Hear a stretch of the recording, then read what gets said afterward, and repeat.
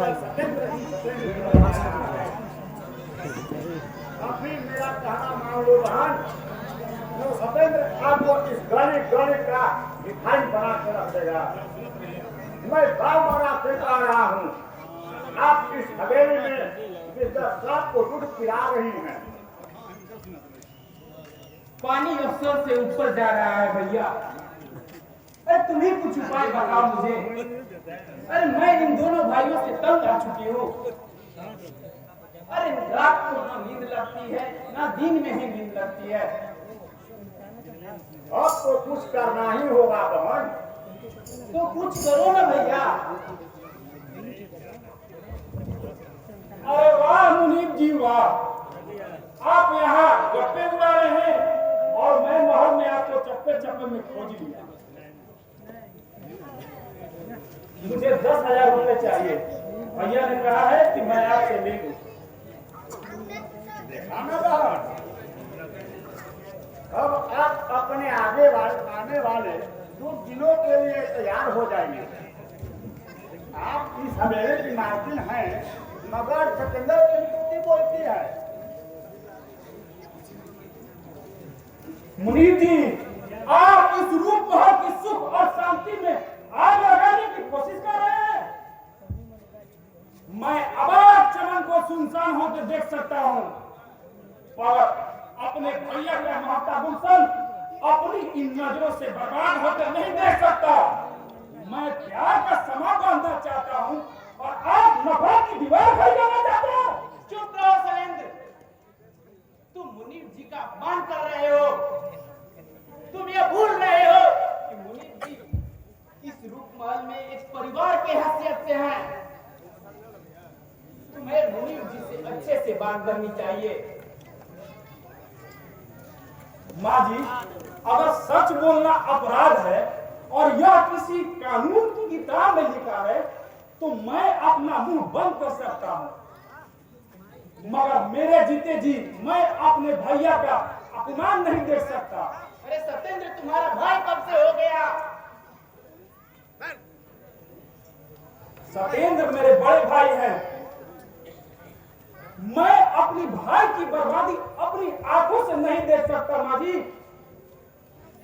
इस जन्म में तो क्या, मैं 100 जन्म में भी उनकी बर्बादी नहीं देख सकता। अरे कौन भाई? कैसा भाई? अरे सत्येंद्र, तुम्हारा भाई कब से हो गया? खून के रिश्ते खून से कभी जुदा नहीं होते माँ जी। मैंने और भैया ने एक ही माता के गर्भ से जन्म लिया है और आप कहती हैं सत्येंद्र मेरा बड़ा भाई नहीं है।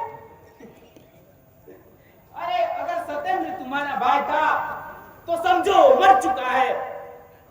माँ जी, आप भैया के संबंध में अपशगुन बातें ना कहें। अरे सत्येंद्र तुम्हारा भाई जब था तब था। अरे तुम्हारे सत्येंद्र को मैंने गोद लिया है और गोद लेने के बाद तुम्हारा और सत्येंद्र का रिश्ता खत्म हो चुका है। आप भूल रही हैं माँ जी, खून लाल होता है, सफेद नहीं, और खून के रिश्ते किसी कानून की किताब से और बातों से अलग नहीं होते। मगर मैंने तुझे गोद नहीं लिया है। मैं आपकी ममता का मोहताज नहीं। मैं किसी का बोझ बनकर इस हवेली में नहीं आया था। मैं अपने भैया का बोझ हूं। जब तक भैया नहीं कहेंगे मैं इस हवेली से नहीं जाऊंगा। मुनीब जी, मेरे पास बेकार का समय नहीं है।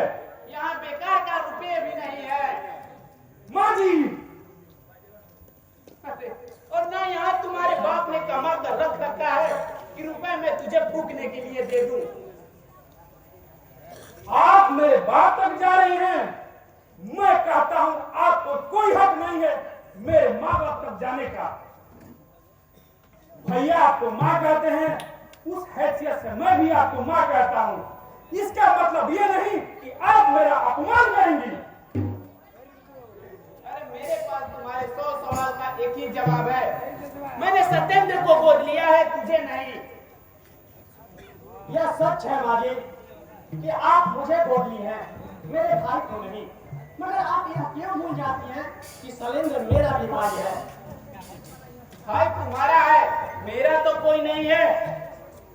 माँ जी, आप यह क्या कह रही हैं? जो तुम सुनना पसंद करते हो।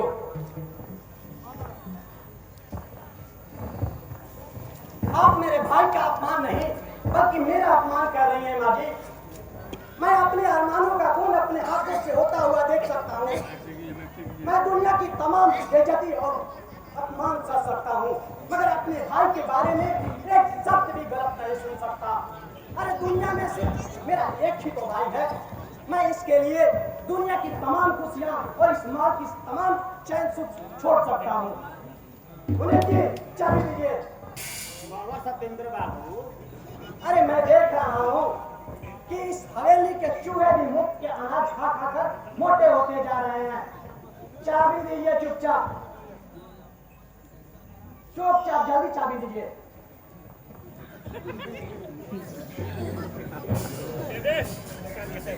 लो सत्येंद्र। सत्येंद्र, हाँ भैया। ये लो चाबी। तिजोरी से जितना चाहे पैसा निकाल लेना और पूरा चाबी उमेश जी को दे देना। ठीक है भैया। सत्येंद्र, तुमने मेरे गाल पे चाटा मारा है। मेरे रहते इस हवेली में शैलेंद्र तो क्या, उसकी परछाई भी नहीं रहेगी। हाँ जी, शैलेंद्र को आप तो क्या, अगर भगवान भी आ जाए तो मुझसे जुदा नहीं कर सकते। जब तक मैं इस हवेली में रहूंगा शैलेंद्र भी मेरे साथ रहेगा। और मैंने कह दिया ना, इस हवेली में शैलेंद्र नहीं रहेगा। अगर तुझे रहना है तो रहो, नहीं तो तुम ही निकल जा। मैं इस हवेली से कहीं नहीं जाऊंगा माधे। मेरा जवानी इसी हवेली में बीता है तो बुढ़ापा भी मेरा इसी हवेली में बीतेगा। और सत्येंद्र अब यहाँ से नहीं बल्कि इसका अर्थ ही यहाँ से निकलेगी। और रही बात शैलेंद्र की, तो मैं जब तक यहाँ रहूंगा वो मेरे साथ रहेगा।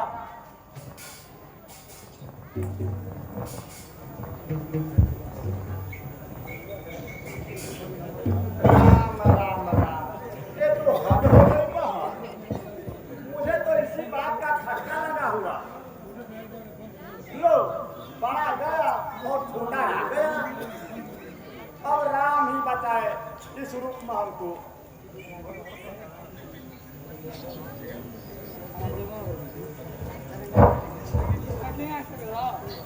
अरे क्यों जियोलाल जी, आग लगी और बुझ भी गई। धुआं देखा ना आपने?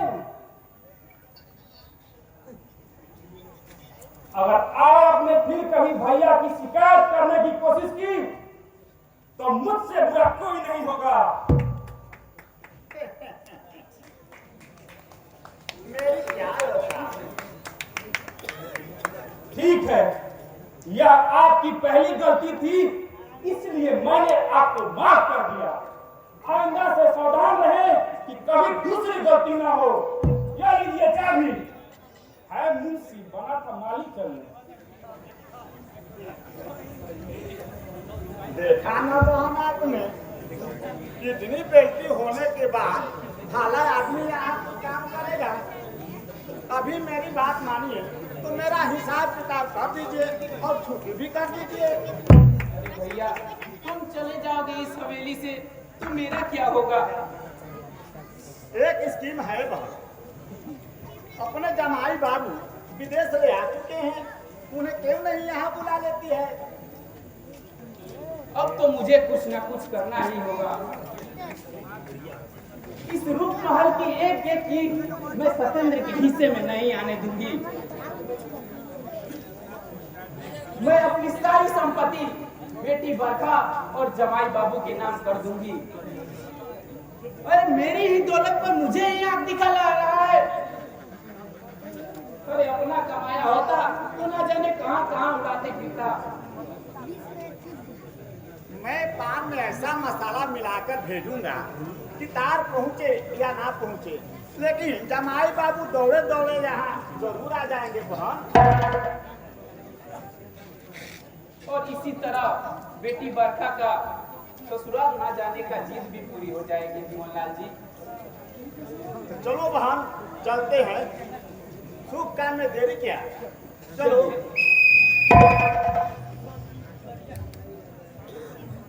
तो